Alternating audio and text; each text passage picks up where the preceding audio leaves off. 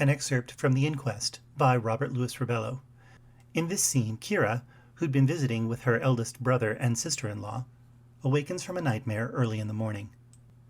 A few hours after the moons had set, Kira battled enemies in her sleep.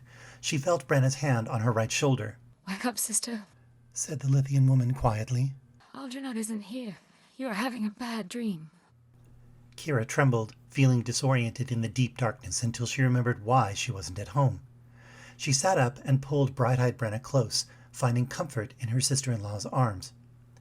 A reflective membrane that enhanced Lithian tetrachromatic vision in very low light gave Brenna's eyes a mysterious gleam in the dark. Kira had long thought that this feature looked a little spooky, but Brenna felt warm and soft, and the Temerian woman relished the sisterly comfort and strength of Brenna's embrace.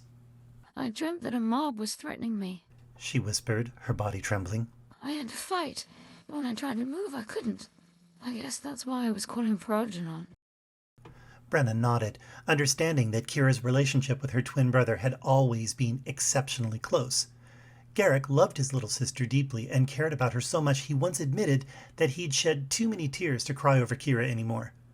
But whenever the young woman faced significant danger, it had always been Algernon to whom she turned for help. "It's okay. You're safe with us. I'm sorry for making noise," said Kira softly. "I hope I didn't awaken you. I've got up for a while already. I just finished my morning prayers, and Garrick will be rising soon. Would you like some tea? Can I get you something to eat?" Daylight wouldn't arrive for more than 2 hours, and it seemed too early for any sane person to get out of bed. Despite this, Kira agreed to join Brenna for tea, toast, and fruit. She arose to wash her hands and face. Kira could barely find her way back to the kitchen, yet she could hear Brenna slicing fruit with one of her hyper-sharp ceramic knives. "How do you avoid cutting yourself?" Kira inquired quietly. "I can see perfectly well," Brenna replied. "In fact, under this light it's really easy to find flaws in the fruit that aren't visible when the day star rises. I can tell which ones are fully ripe at a glance. It's a little like you," she continued, her smile evident in the rising inflection of her voice. "The two of us tolerate a lot of criticism. I understand that they hate me because I'm Lithian, but you're a different matter. People who gross about you can't see the goodness that's obvious to me." Brenna lifted a bit of cut banana to Kira's lips, an act of servitude in Temerian culture that also reflected close relationship.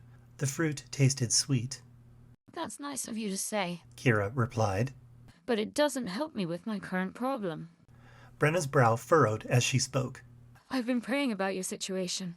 I wish I could say I have an answer for you, but I don't."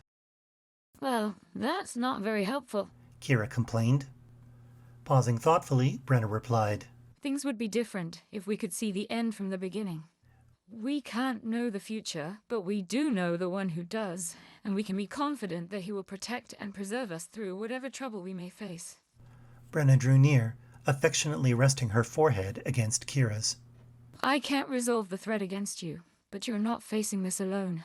I love you, and I'm standing with you no matter what happens." Kira leaned against the counter and crossed her arms beneath her small bosom. A frustrated scowl evolved on her face that Brenna could see in the blue-hued light. "What do you think I should do?" Lithians placed a high value on free will, and for that reason usually avoided giving advice.